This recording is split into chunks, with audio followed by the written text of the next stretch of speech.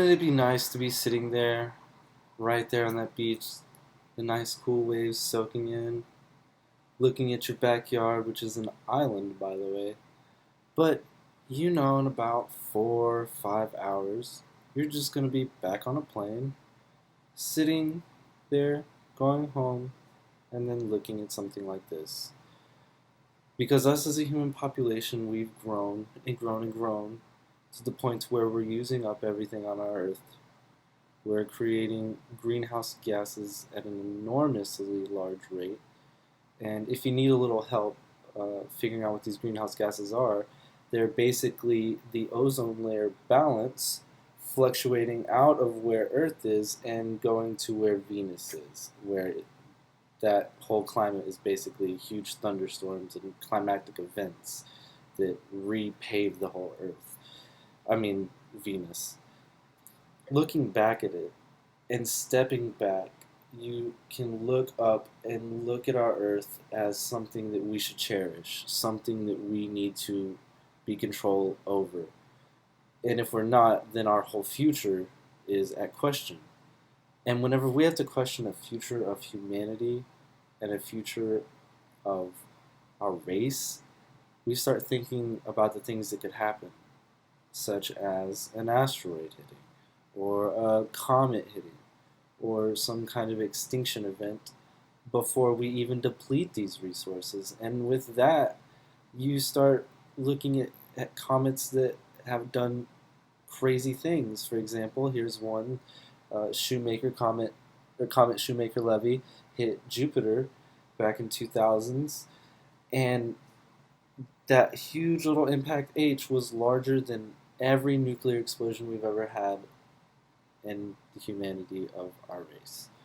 So it leads you to ask, will there still be human life after Earth is done sustaining life? So, wait, where do we go if Earth isn't sustaining life?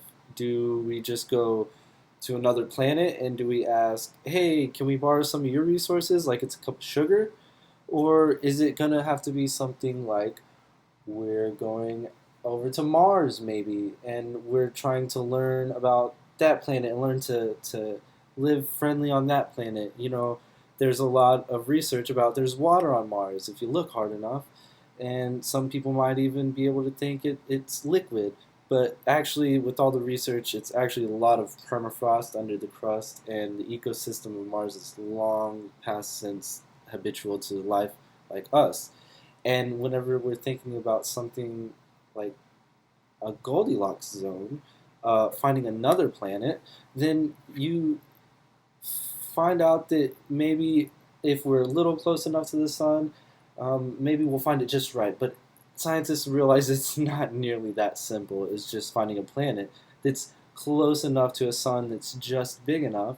You have to have a planet that has all kinds of parameters, such as the right type of star, a safe temperature, oxygen, energy, a habitual zone. A moon even affects us greatly with our tides, with the rotation, with seasons. And then whenever you're talking about another source of energy, the fact that our planet still retains heat from when it was formed and is still creating heat from more friction of particles going to the core, then we look at these other planets that also have that. They have energy. They have a planet, or they have a solar system. They have a sun. See, now we start getting out of the word Goldilocks zone and get into habitable zone planets. It's not just about the zone, it's about the planet as well. It's got to have energy. And then we even start thinking about things, does it have to have one star? Could it have a binary star? Well, actually, that's really, really scary because with binary stars, you get weird orbits as those stars orbit one another. And sometimes things are even cast out, whole planets are cast out of orbit, and you get something called a rogue star. And with these rogue stars cast out of orbit but still retaining their heat, they don't get any light from a star because they're not in a solar system. They're just cast out into the universe, maybe still in orbit of a galaxy, but they don't have any stars. So there could be a rogue planet like that for us, but the most likely possibility so far came very recently called Kepler 452b, an exoplanet most like Earth, they're saying, and NASA gave this information to us. It's got a similar sun, it's got a similar body, it's got a similar orbit. So, how do we get there?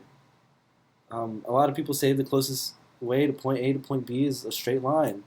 And there's some scientists that theorize a wormhole would help just as well if we were able to fold space-time over one another, and we could just pop right there, and then civilization could begin anew. But, you know, if we're really thinking about the future as hard as we can, every person can do as much as they can to just do a little bit and maybe help out the research, maybe help out the scientists, maybe help out the ideas, maybe help out the manpower that it takes to get our future generations to where they need to be. You know, there were a few good ideas that have been thought of in history, but really we haven't come up with the right ones yet. And maybe we can with the right resources, willpower, energy, and ideas. But I don't think we're there yet.